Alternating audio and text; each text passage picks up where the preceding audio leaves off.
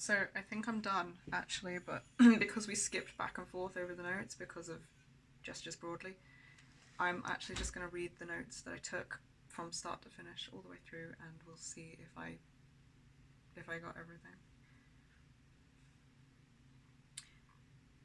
We talked about the McLean video we watched yesterday, question marks on time. The day before, question mark. I feel a lot. Threatened, angry, denial, rage. Vaguely secure. The injustice makes me want to make a video on it with what happened for me and us watching it. How we worked through triggers to feel more secure and safe. Thinking about why it affected us the way it did. Lifetime of gaslighting. About our own motives for doing anything, plus our behaviours, plus our reality, plus our experiences, plus internalizing other people's disowned projected emotions and motives. Disidentifying from that distorted false narrative. Reconnecting with what we feel. Recentering our experiences. Questions in his assumptions that could be good conversations to have. How does DID interact as a disorder with progressions in society, social media? What are his clinical experiences? And what age range feeling shame and not accepting? And this is our lives and acceptance. Oh, this is our lives, like saying that there's not a degree of, when he said that there's like not enough of a degree of distress seen, that A, you don't know what you're not seeing, and you don't know what's being masked, and B, this is our lives, and personally, I am a little bit desensitized to the vast amounts of trauma that we've experienced in a lot of parts of me, and I can sound quite casual when experiencing a fuck ton of shit. You kind of move towards acceptance and progression, because what else are you going to do? And then progression through generations. How is this impacting it? Why was his standpoint, I haven't seen this in clinical practice equals this is not DID, and not, I haven't seen this in clinical practice, we need more studies to widen our understanding of how this disorder can present across different individuals' experiences and environments. He didn't assess the systems in the clips he used. At least I know one system, I now at least know 3, I think, were professionally diagnosed. So he's objectively wrong, even in his own language, for what behaviours won't be seen in DID. How do systems present when able to be more comfortable accepting themselves, brackets and on social media, versus clinical assessments where we may feel rigid and judged? How could systems present themselves in shame if shame is worked through actively versus when it's not? And you know, acceptance with different generations has got to be like a lot of things we gain more normalization of and more acceptance of, therefore, in ourselves through seeing it portrayed as something that's okay to be. And that's got to be something that increases as society progresses, right? How could systems present themselves if shame is worked through actively versus when it's not? Rechanging outfits, etc. How do systems present at varying levels of safety and comfort? Maybe that's not clinically understood yet, because it's only been studied in unnatural clinical environments that affects how safe systems feel behaving naturally and freely. And then when we watched Pink Sugar Fairy's video on their footage not being used without their consent, their motives for having a shop were so disgustingly seriously misjudged, and they have really pure focused on their own healing and creating a safe space for other systems to be able to get items of comfort that could make a difference in their lives motives for doing that, and the fact that he took an assumption without really looking into of their motives, without looking into why and what their motives were, is really suspicious to me from him.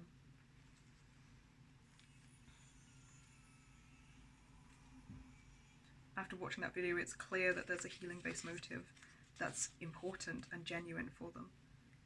At one point he said people react angrily, McLean, the hospital, and upset when told they don't have DID, and phrases this as a way it made us feel gaslit and minimized and like victim blamed. Like, yeah, I see why not being seen is really triggering, and I don't really feel safe trusting his confirmation bias on what fits the category. So reacting with anger and upset when told by someone who doesn't experience DID that you don't have DID, when it's your lived experience of your everyday life. Like, who's getting upset and angry when told they don't have the diagnosis? And are you wrong? Because you've proven already that you can be wrong about the symptoms and your assessment of the diagnosis that they would fit. So it doesn't sound surprising to me that people would react with anger and upset when told they don't have that diagnosis.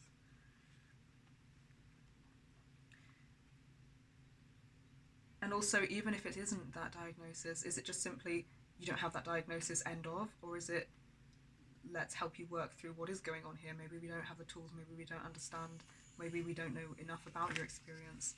Because it is a dismissal of somebody's reality to be told you don't have what you're sure you have, and not even like thinking about this is not a professional whose judgment I trust after his behaviours, but also like, how are they told this? Are they supported in whatever is happening? Like, just saying they react with anger and upset when told they don't have the diagnosis, I feel like verges on the sort of victim blaming that we've experienced in our own lives, depending on what and how the context surrounding that is, and we don't know that because we only have what he said. I'm curious, and I would be asking questions about that.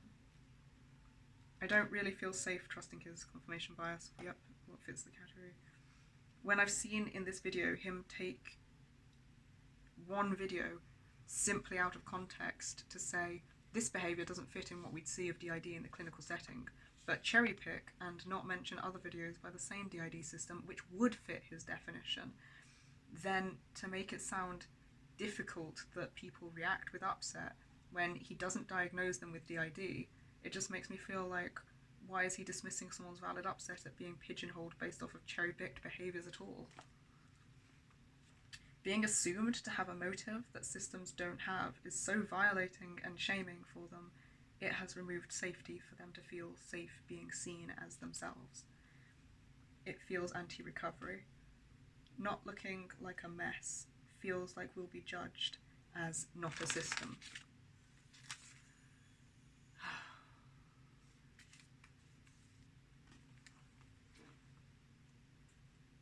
Something that Pink Sugar Fairies said that we took to heart on their comments was that they had one ask, which is for people that could to raise their voice about this and to not let it go unseen. And we did think about that when we were debating whether or not we were going to speak about this. I know that the injustice really bothered me and I wanted to anyway, but it was still a bit of a debate, and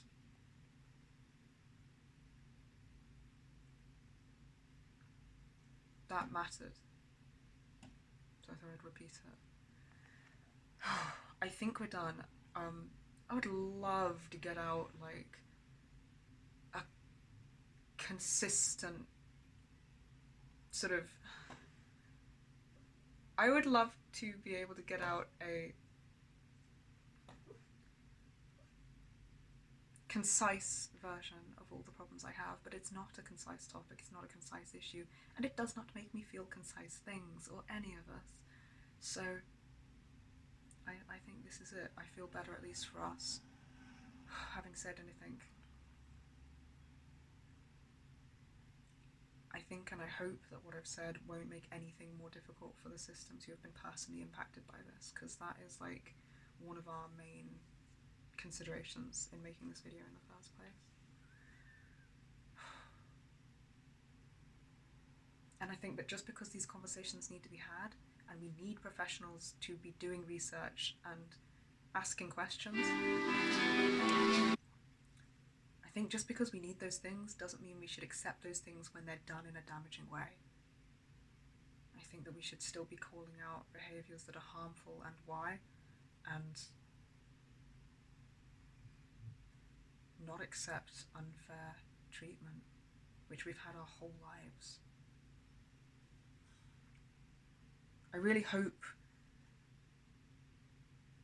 I try not to have expectations of somebody's response, so I'm not really thinking about what Matthew or the McLean Hospital will do about this if the community keep talking about it, and if they see any of these videos from thinking from larger creators. I'm not expecting them to find ours, but like if they just see that this is a conversation having an impact on the community they're talking about, and I would really fucking hope that they would listen and that they would be accountable and that they would be receptive to changing their behaviour going forwards and deepening their understanding.